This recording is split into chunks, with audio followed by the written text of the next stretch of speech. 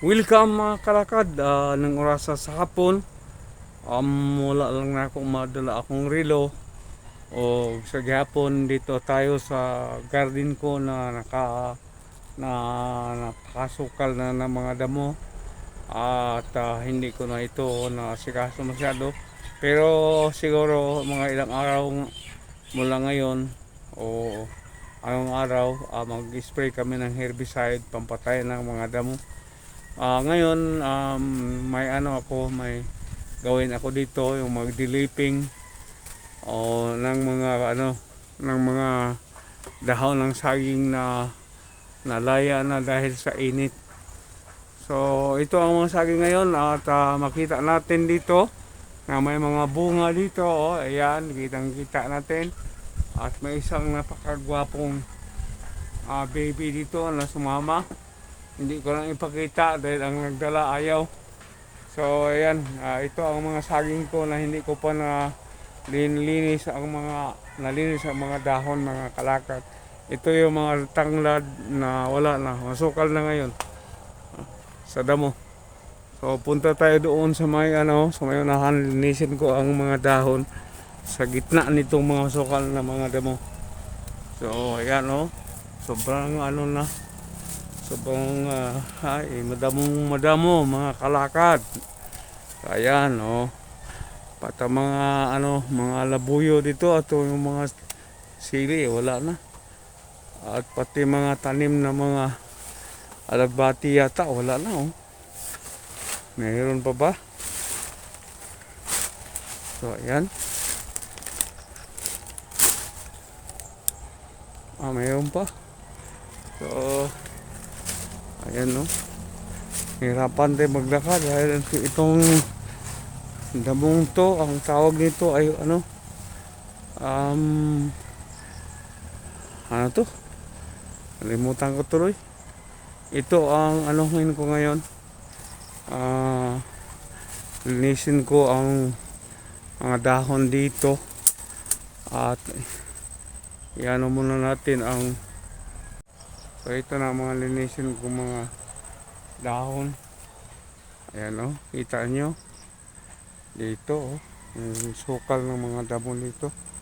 Ito ang cover crop at kinakabayiran na talaga ang yung tanglad. Nangyari kasi walang bumili nito kaya ayan ganito nito. Isprehan ko to dahil magtanim.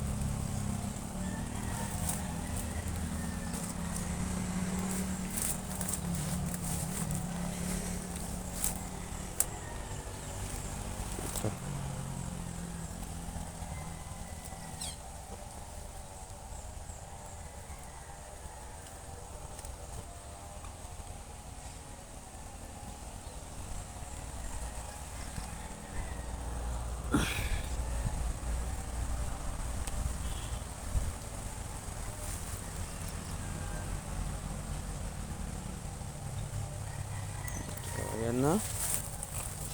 At nakita na ito tayo. Dito tayo.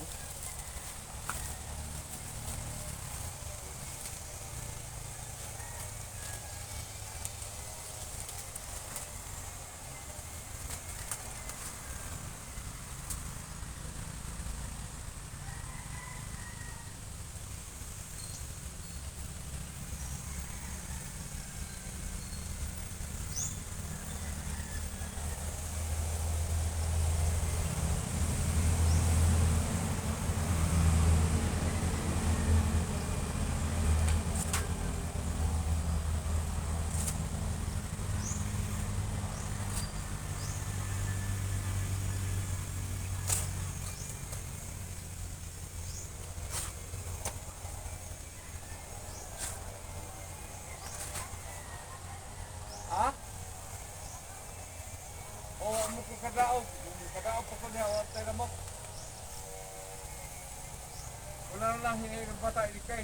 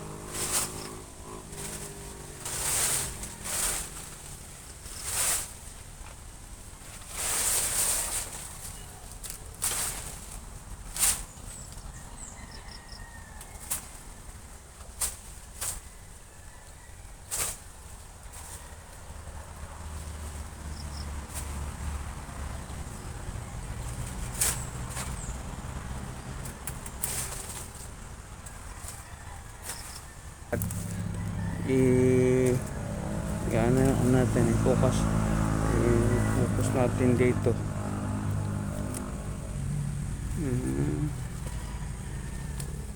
Yan.